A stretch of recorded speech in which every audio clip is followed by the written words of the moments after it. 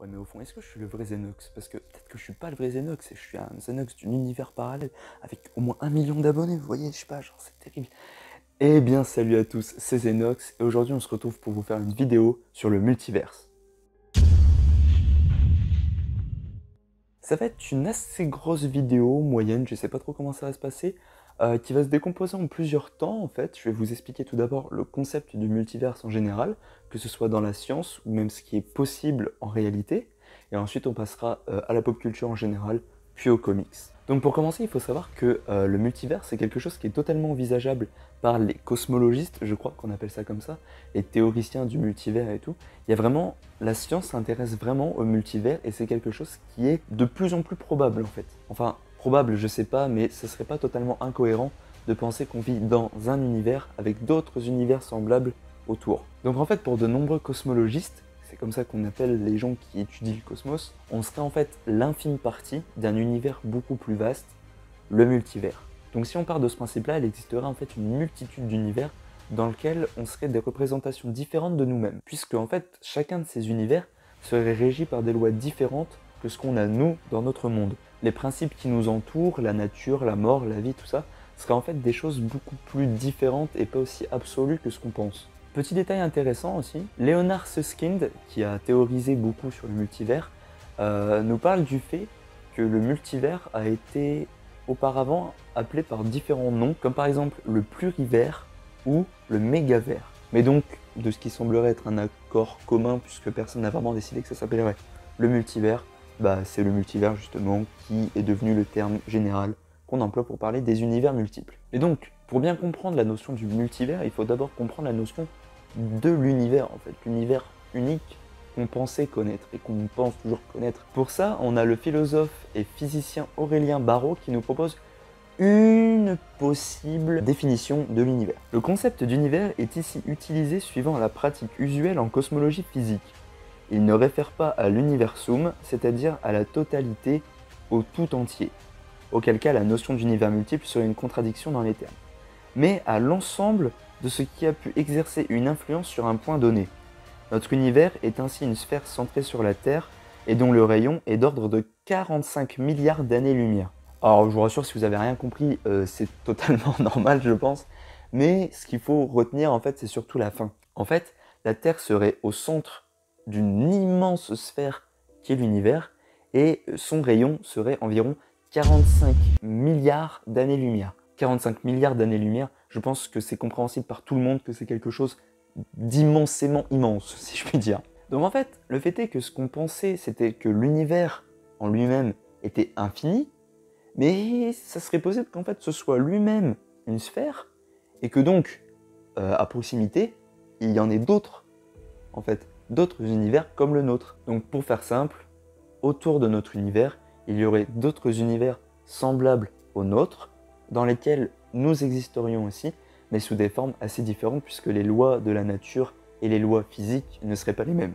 Donc ensuite, pour rentrer un peu plus dans notre sujet, il faut savoir que le multivers et les univers parallèles, c'est quelque chose qui a commencé à être adapté dans la pop culture et tout ça, avant même que ce soit théorisé par des vrais scientifiques en fait. C'est quelque chose que les artistes avaient déjà, pas vraiment anticipé parce qu'on ne sait pas si c'est vrai, mais auquel les artistes avaient déjà pensé avant même les théoriciens, les cosmologistes et les scientifiques. Mais la première œuvre marquante à exploiter le principe des univers parallèles, ce sera L'homme qui tua Mahomet en 1959, qui est une nouvelle de science-fiction de l'auteur Alfred Bester. Les univers parallèles et le multivers deviennent donc assez importants dans l'univers de la science-fiction, d'autant plus que cet ouvrage sort la même année où sont théorisés pour la première fois les principes de multivers et d'univers parallèles. De nos jours, c'est forcément un thème qui est beaucoup exploité, à travers notamment de nombreuses séries, telles que on peut retrouver des univers parallèles dans Buffy contre les vampires, ou encore Stargate, ou bien sûr, les fans le savent, Doctor Who. En ce qui concerne les comics, c'est un peu différent. Comme on pourrait le penser, parce que c'est forcément ce dont on entend le plus parler, ce n'est pas chez Marvel que le multivers a été créé en premier. Initialement, c'est chez DC Comics que le multivers a d'abord existé. Tout d'abord, il y a une première période chez DC Comics qu'on définit comme l'âge d'or, qui se cantonne des premiers livres à la fin des années 30 jusqu'à la fin des années 40. On avait vraiment inscrit dans les comics des personnages bien définis, qui avaient leur identité secrète, qui étaient vraiment uniques une personne, un super-héros. Mais le temps a passé, et bien sûr il y a eu des problèmes, tout ça, forcément tout se porte pas forcément toujours bien pour les comics, surtout à cette époque-là. Et on arrive dans les années 60, DC Comics a une période qu'on appelle l'âge d'argent, qui suit donc l'âge d'or. Et en fait, à partir de cet âge d'argent, on a commencé à mettre en place une sorte de multivers, c'était pas encore vraiment assumé comme étant comme ça, mais en fait tout simplement pour faire face au problème qui était de pouvoir remplacer les personnages mais pouvoir garder les super-héros. Et pour éviter le fait qu'on dise oui mais non mais c'est quelqu'un qui l'a remplacé, c'est quelqu'un qui a changé mais c'est toujours la même identité, il a pris la relève, tout ça. En fait juste, on a considéré le fait que c'était un univers parallèle. Comme ça, pas besoin de faire comme si c'était la relève d'un autre personnage ou quoi. C'est juste quelqu'un d'autre, mais le même super-héros. Et en fait, ça a été très clairement marqué par la BD Flash of the Two Worlds. Je crois qu'en français, c'est Flash entre deux mondes, il me semble. C'est directement ce comics qui marque très clairement la plongée de DC Comics dans un multivers. Et plus les années vont passer, plus DC Comics en fait créera des nouveaux univers. Et là, on se retrouve avec le même problème que ce qu'on a eu avant, c'est que ça devient beaucoup trop anarchique et on a trop de problèmes par rapport au multivers, trop d'identités différentes, trop de personnages différents qui veulent être en fait le même super-héros, et tout ça, ça commence à créer un bordel phénoménal qui est en fait le même que ce qu'on a eu au niveau de l'Arche d'Argent, et on se demande comment ça a pu se répéter, puisque c'était déjà une erreur assez phénoménale, quoi. Et c'est alors que DC Comics prend la décision de créer et de publier Crisis on Infinite Earths par Marv Wolfman et George Perez, dans lequel tout le multivers est fusionné en un seul et unique univers. Mais encore une fois, ça continue, on recrée de nouveaux univers et ça redevient un peu le bazar, si bien qu'on est obligé de créer Flashpoint et les New 52. Les New 52 sont en fait une réalité où il n'existe que 52 univers.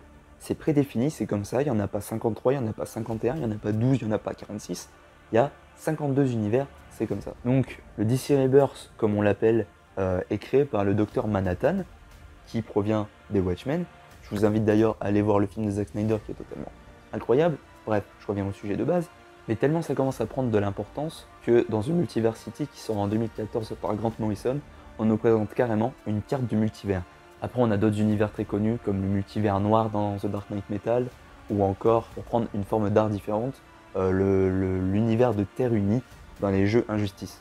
Et maintenant venons-en à Marvel. Comment le multivers est arrivé chez Marvel Comics?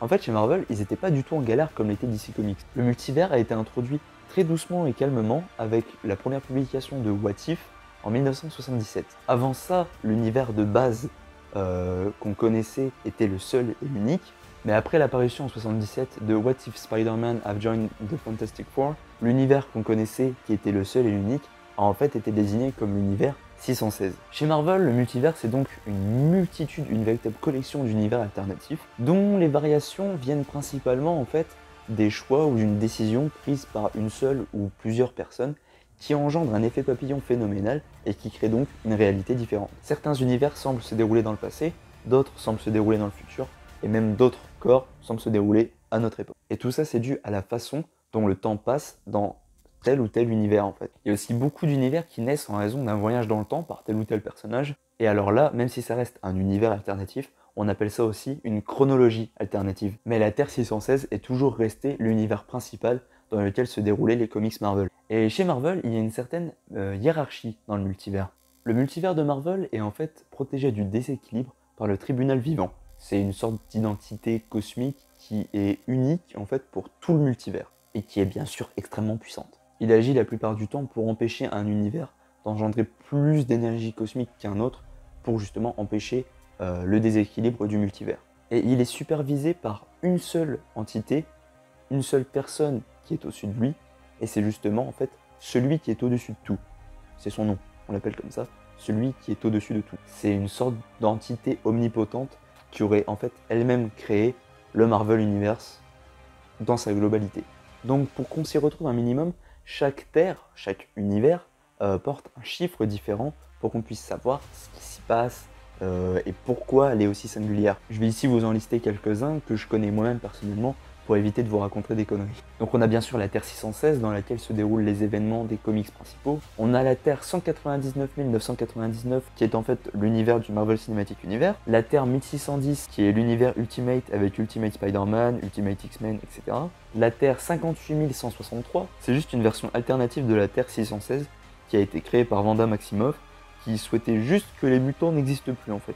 On a aussi la Terre 90 214 qui est un univers qui correspond aux années 1920-1930 et qui compte peu de super-humains ayant développé des super-pouvoirs. On a la Terre 7642 qui est l'univers où les personnages de Marvel et de DC Comics cohabitent. On y voit aussi des personnages d'autres franchises tels que Archie, les Transformers, et Wildcat, et Witchblade et She. On a aussi, pour ceux que ça pourrait intéresser, la Terre 2301 qui est également connue sous le nom de Mangaverse. C'est une interprétation des personnages Marvel à travers un format et une esthétique manga. Et enfin pour finir, on a la Terre 1048 qui est aussi connue sous le nom de Mangaverse. C'est le cadre principal des jeux vidéo Spider-Man qui sont sortis en 2018, Miles Morales et probablement du jeu Wolverine qui sortira en 2023 normalement. Si le multivers chez Marvel c'est une notion et quelque chose qui vous intéresse, je vous conseille tout d'abord de l'aborder à travers la série What If de Disney+. Elle est vraiment incroyable au niveau de la réalisation et de l'animation. Elle présente en plus de ça très bien le multivers à travers notamment le speech en intro du gardien qui présente ce qu'est le multivers. Le truc c'est que là ça va ne vous présenter le multivers qu'à travers le MCU en fait. Il n'y aura pas d'éléments venant des comics, tout ça. Ce sera uniquement à travers des scènes reprises du MCU où il se passera quelque chose qui changera les films. Ce qui est bien avec le multivers, c'est que ça permet de créer des univers totalement différents, d'autres qui vont être juste un petit peu différents, d'autres qui vont être plus drôles, plus comiques ou délirants, et d'autres qui pourront être beaucoup plus sombres, dark, voire malsains, voire... Au cinéma ou à la télé, aussi vous pouvez aborder le multivers chez DC Comics à travers notamment le Arrowverse, les séries Arrow, Flash, Supergirl, et surtout Legends of Tomorrow, qui présentent une adaptation télé de Crisis on Infinite Earth, avec les différents personnages qu'on a pu retrouver dans l'univers DC, notamment à la télé, avec les autres séries existantes. Et bien sûr, chez Marvel, autre que What If, sans vous spoiler quoi que ce soit, je vous conseillerais d'aller voir Spider-Man No Way Home, qui traite du multivers bien sûr.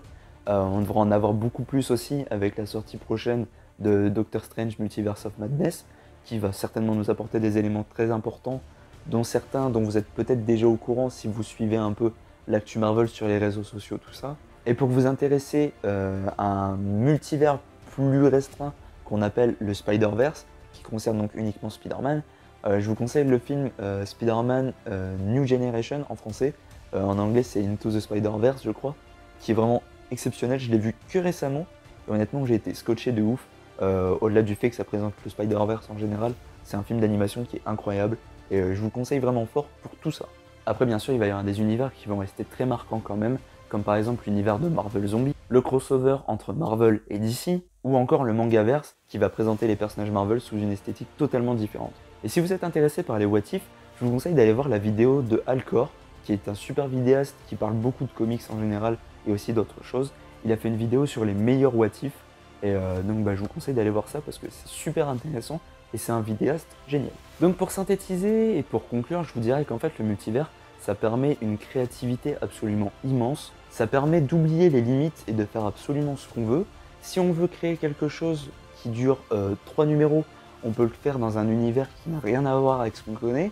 On peut reprendre les différents univers pour y adapter d'autres personnages, créer de nouveaux personnages, de nouvelles histoires. Mais c'est aussi important de savoir comment ça a été créé et surtout de voir que chez DC Comics, ça a plus été créé pour se sortir d'un véritable bourbier éditorial parce qu'ils étaient totalement perdus et qu'il fallait faire quelque chose pour résoudre ça, mais que chez Marvel, le multivers est né d'un choix purement créatif. Donc voilà, j'espère que cette vidéo vous aura plu, que vous en aurez compris un peu plus sur le principe du multiverse. J'ai essayé de vous expliquer ce que c'était en science véritable et après de bifurquer ça au niveau des comics. Mais voilà, j'espère vous avoir appris des choses quand même et que ça a été intéressant pour vous. J'espère aussi que vous irez voir ou lire ce dont je vous ai parlé. Au moins quelques trucs, ça pourrait être sympa et j'espère que ça vous intéressera. Merci au Dr Strangel qui m'a aidé à me relire et à faire en sorte que je ne fasse pas d'erreur durant cette vidéo. S'il y en a, j'en suis désolé, bien sûr, je suis pas spécialiste. Certainement même moins spécialiste que lui. Donc si vous voyez des incohérences dans ce que j'ai dit ou des erreurs, n'hésitez pas à me les spécifier, je suis là aussi pour apprendre. Donc ça serait super intéressant même pour moi. Avant de finir cette vidéo, n'oubliez pas de me dire en commentaire ce que vous avez le plus kiffé dans cette vidéo et surtout ce que vous pensez du multivers. Est-ce que vous pensez que c'est une bonne chose ou est-ce que vous pensez qu'au contraire ça permet de trop se perdre et de faire n'importe quoi? À vous de me le dire. N'oubliez pas de laisser un j'aime à la vidéo si elle vous a plu. J'ai pas mal travaillé dessus. C'est la première vidéo que j'écris entièrement. Donc j'espère que ça s'est ressenti et que j'ai pas dit n'importe quoi, surtout encore une fois. N'hésitez surtout pas à partager la vidéo autour de vous sur Facebook, Twitter, Instagram, n'importe quoi. Ça m'aidera beaucoup à me faire connaître au niveau des gens qui ne me connaissent pas ou qui ne sont pas de mon entourage, notamment les fans de comics que je peux peut-être intéresser. Merci à Alcor aussi, justement, qui m'a donné l'envie de faire cette vidéo, entre autres, et qui est super inspirant pour moi, surtout au niveau des vidéos comme ça, où j'essaie de vous apprendre des choses. C'est une super source d'inspiration au niveau du travail qu'il fait sur les comics, et pour ça, merci à lui. Je vous invite donc à aller voir sa chaîne qui se trouve en description. Pouce bleu, commentaire, partage. Si vous voulez activer la petite cloche à côté du bouton s'abonner pour savoir quand je sors une nouvelle vidéo, ça serait super cool aussi. Et voilà, là-dessus je vais vous laisser, je vous embête pas plus. C'était Zenox. Surtout, n'oubliez pas le mot de la fin parce que moi je ne l'oublierai pas. Bonne soirée!